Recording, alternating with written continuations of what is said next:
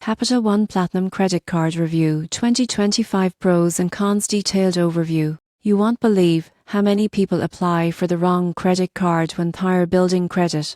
The Capital One Platinum Credit Card is often recommended for beginners, but does it still make sense in 2025? The Capital One Platinum Card is designed for people with fair or limited credit. It typically comes with no annual fee and offers automatic credit line reviews, which means you could qualify for a higher limit over time with responsible use. One major pro is accessibility. Approval requirements are more forgiving compared to premium cards. Capital One also reports to all three major credit bureaus, which is critical for building or rebuilding credit history. Another advantage is simplicity. There are no confusing reward categories or rotating bonuses. The surprising truth is that for early credit builders, consistency matters more than cashback. However, most people get this wrong by expecting perks. This card does not offer rewards, sign-up bonuses or low interest rates. The APR can be high, making it a poor choice for carrying balances. That said, Capital One provides useful tools like free credit score tracking and fraud protection.